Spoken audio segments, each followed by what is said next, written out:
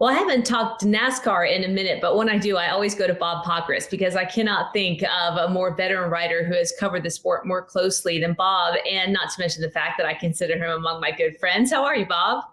Doing great, Carolyn. How are you?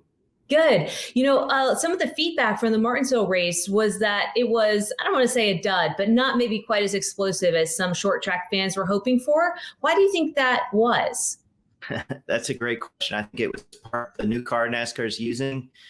Teams just haven't gotten to a point where maybe they found the tricks they need for a track like that. I think it was maybe the 40-degree weather that dipped into the 30s by late in the race.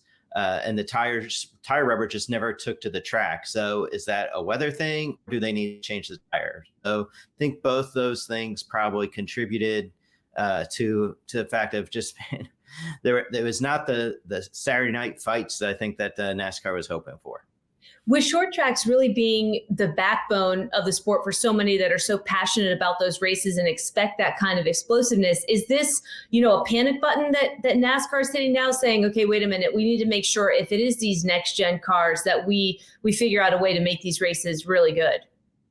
Yeah, I don't know whether it's just short track, but the fact that Martinsville is the next to last race of the season, right? So Martinsville is the race which determines the four finalists for the championship. So they cut the field from 8 to 4, and that last race to cut that is at Martinsville. And so I think in that sense, NASCAR needs to make sure that it's right, because you don't want last year you had that whole Denny Hamlin, Alex Bowman battle at the finish. You've had some epic finishes there at Martinsville in the playoffs, and you want to be able to continue that. And I think, the challenge for NASCAR is you only have one Martinsville race. You had Richmond the week before. Those are kind of two of the only real short tracks. You might be able to call Phoenix one a little bit, but the challenge for NASCAR is how much do you wait and see, like at New Hampshire later this year and at Richmond later this year, and how much are you like, man, we need to make changes right now. There is a test scheduled for Martinsville in August. It was designed to help teams prepare for that playoff race. Whether NASCAR tries some things there could be something that they can do to help try to figure out if there's any changes they need to do for short tracks.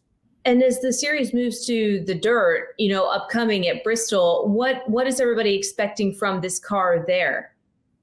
They still don't know what to expect there. The one good thing is that it's a night race, so that the teams hope that they're going to be able to see a little bit better, that it won't be as dusty. NASCAR did do a test last week where they took out the windshield and just had a screen in front of the driver, but they opted to continue to have the windshield on the cars, so that option isn't going to be used. So I think they're hoping that they're going to be able to race a little bit better. The track is banked a little bit differently for this race than it was a year ago, so they're hoping they're able to see better. They're hoping the difference in the banking allows them to race better. But beyond that, nobody really knows just yet. They know they're going to be sliding. They just don't know how much mud they're going to be kicking up and how well they're going to be able to see. A couple of X factors heading into the weekend for sure. Just a little bit. Seeing is important typically if you're driving a race car. It's important. For Joey Logano, should he have been a little bit less conservative at Martinsville? And, tacked on to that, is he a little bit frustrated with the fact that, second place finish, he's just not able to break that winless streak? I think he's probably a little frustrated. I don't know that he's frustrated and feeling that he was conservative at Martinsville. I think he didn't feel like he could get to him at Martinsville, and that's what frustrated him. That, as we were talking earlier about the challenge of the short tracks, he didn't feel like he was able to really get close enough to make a move. Joey Logano's learned, don't just wipe somebody out, right? That can come back, and paybacks are not fun. But he's not afraid to do a bump and run or put a bumper to you. But he just he wasn't fast enough as a second place car to get to the first place car to be able to do that. Is this next race now an opportunity, a place where he's had success for him to potentially get that win? Talk to him, and he doesn't think that winning last year is going to help him too much on the Bristol dirt. I think if you talk about his history and where he can win, I think he looks more at Talladega, which is the race after Bristol, as a place where he definitely would have a good shot of winning based on his history. And I think you look at maybe Kansas a few weeks after that.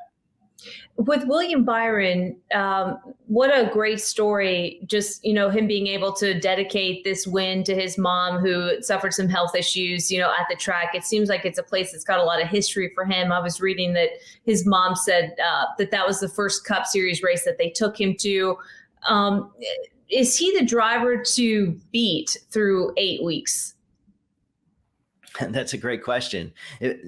This is how weird NASCAR is right now. Chase Elliott leads the point standings, and he's the only Hendrick driver who hasn't won a race. So, so trying to figure out who is the one to beat, even in that organization, is a little bit tough. But he is the only two-time winner so far this year. He's been running up front. William Byron has in several races. A lot of people see his youth and see that he still that he keeps growing every year. And he's paired with a crew chief in Rudy Fugle, who he had success with when he was at Kyle Busch Motorsports. This is their second year together.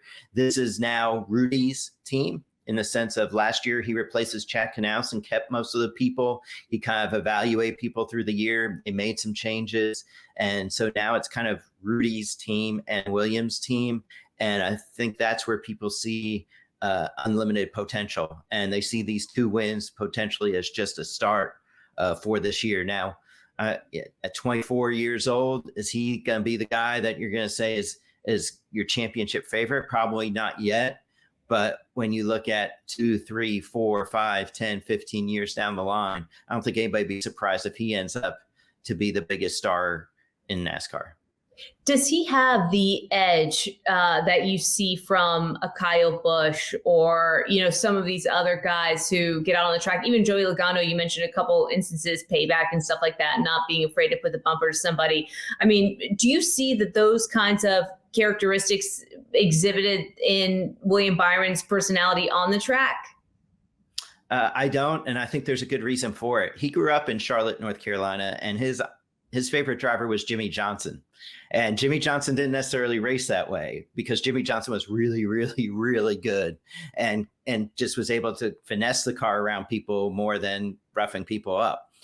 And I think William Byron would like to do it that way. And it's not saying that if somebody pushes William around that he won't push back, but I think he is going to be one of those guys, like probably look like a Martin Truex Jr., more than maybe a Joey Logano or a Kyle Busch. Although Kyle Busch, for the most part, his edginess is more with his voice and his persona than necessarily the way he drives on the track.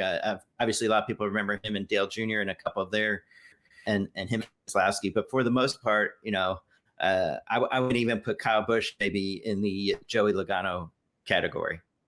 Yeah, it's an interesting point that you make because I think we take so much from what these guys say and how they react emotionally and almost correlate that to the way that they drive on the track. I mean, does Kyle Busch get enough credit does he have that kind of finesse ability? Does a guy like Kevin Harvick have that kind of finesse ability, or do we sometimes associate, their big personalities with what they do on the track? I think they both have that finesse ability. I think they use their bumper in strategic situations, and I think they're more. Well, I'd say Harvick is more calculated. I would say Kyle Busch might be a little bit more spur of the moment. And but when you talk about drivers who you say, when you see them race, you say, that guy's going to rough that other driver up. I don't see that. Now, that being said, neither of them have had much success lately. And when you don't have much success, sometimes you become maybe a little bit more aggressive, a little bit more daring, feeling like, gosh, I just need a win. And both of those drivers, if either of those drivers, Harvick or Busch, were to put the bumper to somebody, I think it'd be looked at differently now than it would be 2 years ago, because everybody knows that they haven't won as much. And I think when you haven't won as much, sometimes you kind of get a little bit of a pass, right? You're like, okay, we know that guy is a little bit more desperate, and we'll forgive him a little bit more. Yeah, that was exactly the word I was thinking of, is that desperation and what comes with that and how dangerous that can potentially be. I don't want to keep you for too much longer, but I am curious about your overall impression so far this season. I know there's a long way to go, and hopefully we can catch up with you a couple races down the road. But, there have been a lot of headlines about this car and what it can potentially do and not do. I mean, what's really struck you through the season so far? Well, what struck me is that on intermediate tracks, this car seems to have performed well. At the Coliseum short track, right, a quarter mile in the debut in that exhibition race of the Clash, it performed well.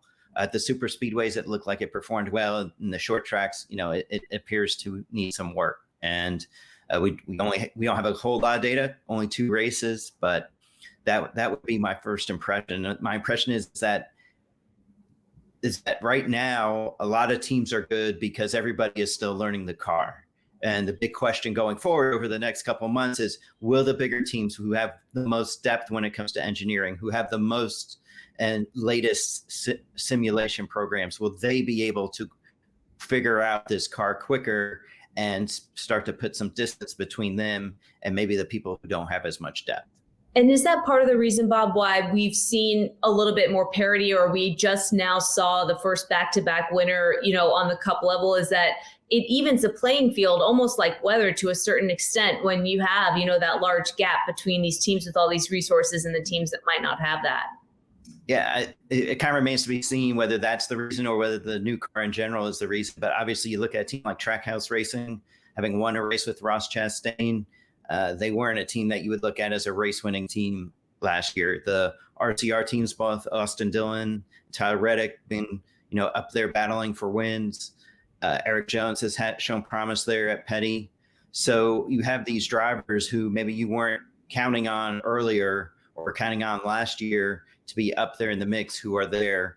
And again, some people say it's the new car where everybody now buys their parts and pieces pretty much from the same people, except for the engines, which are more manufacturer based. But, again, these teams have a few hundred people for a reason. And the question is, do the ones who have a few hundred people, will they start outrunning the people with the teams with maybe 50? Bob, it's always great to talk to you. I always learn something new. I appreciate you being with me, and hopefully we can check back in with you in a couple of weeks as we see what this car is capable of. That'd be great. Anytime, Carolyn.